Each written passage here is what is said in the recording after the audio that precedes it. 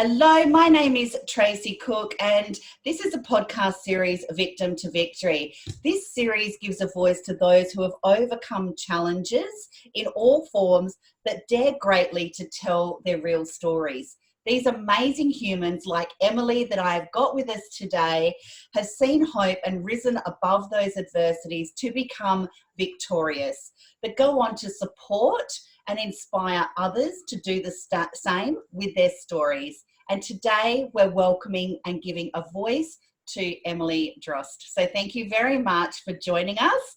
And where are you joining us from, Emily?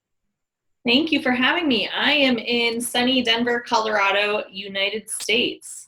Wow. Okay. So me being in Perth, WA, there's a bit of a time difference, and it's so great to connect, and it's so great to have an international platform for the Victim to Victory podcast series as well. So for that, I really thank you. Now, I know that I've read your story and it is very powerful, and there is a huge message behind that. And could you please take us through who is Emily and where does your story kind of start and what is your journey? Sure. So, who is Emily? That is a really challenging question for me because I don't even know that I've figured that out either. You know, we were chatting a little bit before this about failing forward, and honestly, I truly believe that there is no such thing as failing forward. It's just putting one foot in step of the other or in front of the other. And it really truly doesn't matter where you land. You just have to keep going. And that's one of the things that I have always really focused on for myself. I tend to be a quick decision maker. I take in all the information around me. I'm able to make decisions quickly and I move forward. And oftentimes, not oftentimes, but sometimes it's not the right decision that I'm making, but it's a decision and it's kept me going. And I always learn from that. And that's the most important piece for me, is just always learning and growing and taking in all of the information around me and making those decisions so that I can continue to step forward. Fantastic. And I think a lot of women and a lot of mothers actually do that, don't they? It's just one step in front of another and just attempt to solve each challenge as it actually comes along. And you're a mum? You're a mum? I am, yes. So I am a mom. I have two beautiful daughters. I have a 5-year-old and a 2-year-old. And my 5-year-old is Miss Personality, and I love everything about both of my girls, but I just love her personality. She's also got this fierce, independent streak that might just take me down one of these days. And my second is a little bit of a rebel. She's the one that just always likes to challenge everything, say why, and doesn't do a great job of following the rules. And that might be what kills me with that one, because she is just she's my tough nut who just likes to keep me on my toes. That is for sure. Oh, wow. And they are absolutely beautiful. I've seen pictures of them. They are so gorgeous. You're so blessed, you and your husband and your family. Very, very blessed. So take us through the journey that Emily has been on. Yeah. So, it wasn't easy to get to where we are. And, I oftentimes say it wasn't easy to get to my two little girls and our picture perfect little family. As it currently exists. About 6 years ago now, well, six and a half maybe, we went through a late-term loss, which was really devastating for me. It really did truly change me in a way that I had never experienced before. It was such a profound moment in my life. It changed the trajectory of my life. And, ultimately I had a sort of a picturesque life up until that point. My husband and I are high school sweethearts. We got married right out of college. And we had been together. I had created a wonderful career for myself in branding and advertising. And I did that for about 5 years before we decided, okay, it's time for us to start trying to have children. And when the time came that this was something that we wanted to do, we were fortunate enough that it was relatively easy for us to get pregnant. And we got pregnant the first time. Our families celebrated with us. We do the big post on social media to let all of our family and friends know. We had a wonderful, they always tell you wait till the first trimester. We got through that first trimester. We shared this exciting news with the world. And I went in for what should have been just a routine quick exam. And it turns out that we had lost our first child. And when this happened, I remembered the moment so specifically, because my first instinct, of course, I didn't even call my husband when it happened because the nurse did that for me. They called my husband to come pick me up. They said that they were gonna, they needed to come get me from the doctor's office because we had to make some decisions, and he needed to be there for that. And so they actually called him. And my first thought when I'm sitting there and all of this is happening to me and everyone is moving all around me, I'm very quiet, very still. And I call my boss at the time. And I say, I'm not going to be able to make it into work today. I had a presentation that I was supposed to give the next day. And I said, the presentation is on my desktop or on my laptop, but I don't have a way to get it to you. Like, I'm literally sitting there and this is happening. And all I can think about is I need to be able to make sure my clients are taken care of and make sure that my work is taken care of. And I wasn't at all thinking about I need to take care of myself. We had to make all of these very tough decisions very, very quickly. Literally within an hour of finding out about this, my husband arrives. We're sitting there with the nurses, with the doctors, making these decisions.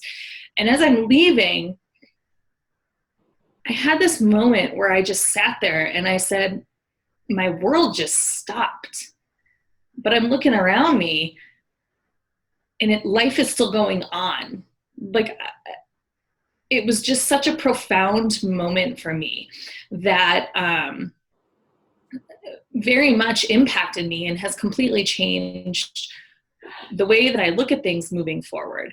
To be sitting there and to say, life literally goes on. Life goes on.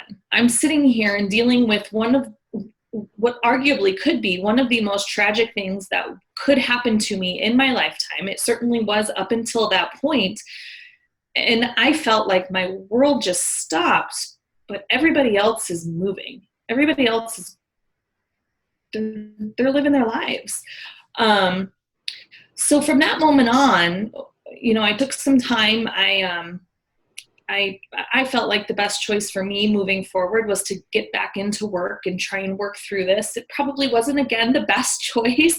I make these quick decisions and that probably wasn't the best choice. I probably should have taken some time off of work, allowed myself to heal. I went through some of the hardest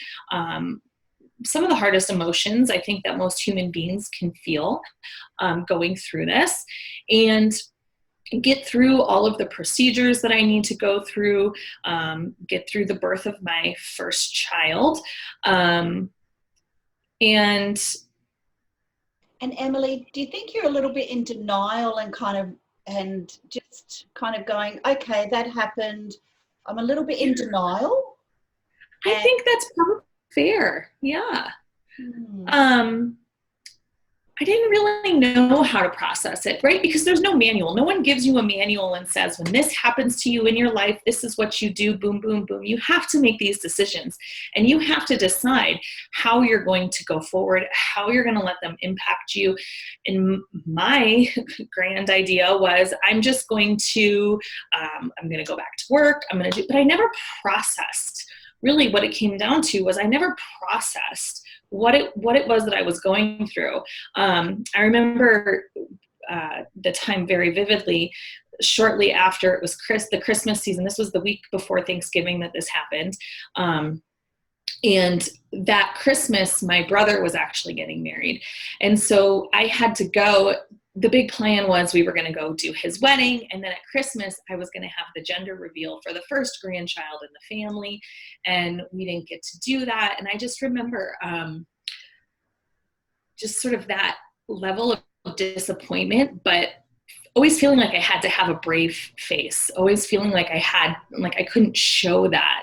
So there was expectations that you thought you had to keep up for family and the public and friends that were expecting you to basically have a presentation for them, be Emily, without really addressing the part that you hadn't properly healed from yet. Yeah, and I very much felt like an actor, I guess, or like a shell of myself during this time. And when we found out a couple of months after, when it was safe, the doctor had said, it's safe for you guys to try again. When we found out that we were pregnant again, that pregnancy which resulted in my oldest daughter. She's beautiful. She's wonderful. She's so smart. She's absolutely perfect and everything that we needed. But I think one of the hardest parts was there was no longer this celebration about it.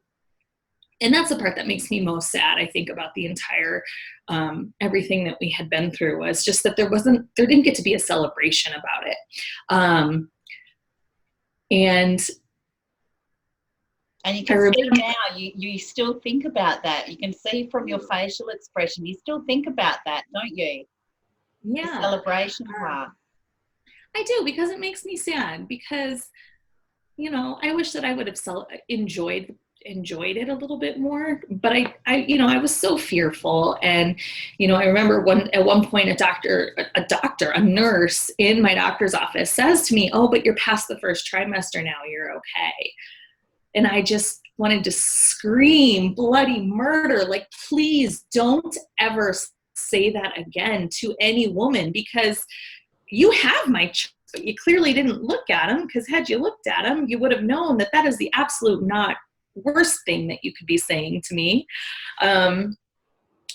So yeah, you lose that innocence, and you lose that that ability to be excited about it, is what it came down to for me. And I think ultimately, though, I reflect back often on that feeling of, quite literally, I was sitting in my car. This was on our way home from finding out that we had lost our first baby. Sitting in my car, I'm looking at my phone, and I had Twitter up or something like that. And that was the moment for me when I realized life goes on. It keeps moving forward. And that has become the defining moment for me over the past, 5-6 years of my life, because I just always remind myself that no matter what I'm going through, life is going to go on. And I have to figure out how to work through it. That's so powerful, because so many people, they get stuck in that tragedy, and I can totally understand that. And to realize that no matter how bad something is, life does go on, and it may be in smaller steps, or it may be with a different perspective, or it may be with a new outlook, or it may be a life-defining moment, or it might change your direction, or get you to course correct. But life does go on. It does. And it doesn't matter if you make the right decision or the wrong decision at that point in time. What matters is taking the step, no matter how small, to keep moving forward and to keep yourself moving forward. And that, for me, looking back on it now, here I am 6 years later, I can identify every moment when I made the wrong choice, but I made choices. And I made decisions, and I took those small steps to keep myself moving forward. I should have gone to therapy, like the doctor told me right after it happened, but I didn't, because of course I'm sitting here, I'm like, I know better. I don't need to do that. I'm fine. I have my own reasons. Right. Women do that. Right. But I should have. It would have been helpful for me. I thought my coping mechanisms were the right ones. I think the other big thing that I took away from that defining moment in my life was that I can't continue living my life for the people around me. I have to do what makes me the happiest and makes me feel the best. And of course, there are limits to that, right? Like I'm not a selfish person. I care so deeply about other people, but what makes me really happy is helping other women run their businesses or be successful. Really what makes me so happy is helping other women find balance in their lives. And it took me going through that to realize I didn't want to be serving these big, huge corporate Goliath clients anymore in the capacity that I was doing. I wanted to take a step back and be able to focus on, my next door neighbor, the woman down the road, the woman right here in my community, and say, how can I help you? How can I take my knowledge and my experience and service you to help you succeed? And so that led to another whole series of defining moments for me. I quit my job. I became a stay-at-home mom. I started consulting with clients. I went into direct sales because it was something that I was like, look, this looks exciting to me. This looks like fun. This looks like a tremendous opportunity. Let's try it. I've never done anything like it before. Guess what? I was actually really good at it. And it was fun for me. I enjoyed it. And they tell us too, on the aeroplanes, I flew back from the Gold Coast last weekend, and on the aeroplanes when they were doing the demonstration of the mask, and I thought, we have to take care of ourselves first before we take care of someone else, right? So That's we true. see it as such a selfish act, or we've been probably raised in an environment where we're not to put ourselves first, especially sometimes as women. And sometimes I know for me it's a generational thing. And I think that we have to take care of ourselves first. And you hit the nail on the head when you said, because now you know what people are going through, so you can give people a hand up. That's great.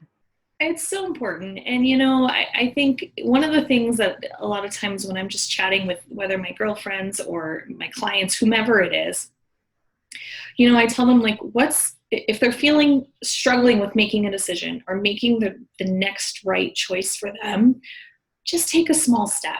And it doesn't matter if it's the right decision 5 years from now. It's the right decision right here, right now. And what feels like the right decision, what feels good. Because I do think that we as women, we have a stronger intuition than our male counterparts. And you can depend on that. And it's okay to do something because it feels like the right thing to do. And it's okay to do something because it makes you happy. It's okay.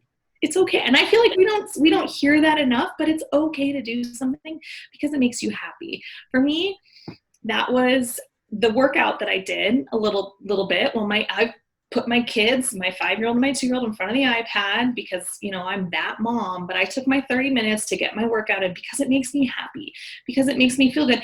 And it makes me a better mom to them. It allows me to move forward, feeling in a good mood, having that endorphin rush, and just with a smile on my face. And it keeps me balanced and it keeps me centered. So I do it. And, I'm all for the iPad for the grandkids around here as well. It is the most fantastic babysitter ever. And it frees up your time. They're getting their fix of technology. You're getting stuff done, or some time out that is much needed, especially if it's a hectic day with little ones in the house. I am all for that. You gotta do it. And that's what grandmas are for. We've got in order to move forward. And your big message of just, it doesn't matter if it's the right decision or not, just taking those little steps. You may look back in 10 years ago, oh, that was a terrible move. But you know what? Who cares? At least you made a move, right? At least you've done something about it. And that is with your mindset at that present time. And I really love that message. And you've found kind of a direction forward, and possibly, if I might say, a realignment in your life going through that loss of your baby, because there is, even in the most horrible of tragedies, there's always a lesson to be learned. There's always a message to hear. And if that leads us to something greater, then we have to be grateful for that experience, because that was the lesson that we needed to learn. And sometimes it's a horrible way of learning our lessons, but we're sent it for a reason. And to share those messages of hope and triumph out of things that have gone wrong in our lives, or things that have stopped us in our tracks, then we obviously needed to hear those. And Emily, what kind of message would you like to leave everybody today? Take the next step. Just whatever it is, whatever you're going through, make the decision to take one small step. And it doesn't matter if it's the right one 10 years from now or the wrong one 10 years from now. Just make the decision and move forward. That's going to get you to where you need to go. That is absolutely fantastic. Emily, I've really appreciated your time. I know that the Victim to Victory series have really appreciated you sharing your story, sharing your vision of hope. And thank you very, very much for being brave and daring greatly and letting your voice roar. And we'll be able to hear this on Spotify in the next few days. And I truly appreciate you. You are fantastic. You're a powerful businesswoman, a super mom, and has got the best hair that I have ever seen in my life. She is gorgeous, everybody. Thank you. I really appreciate you. Stay tuned. And we've got more guests on the Victim to Victory podcast series. Let your voice roar. Thank you.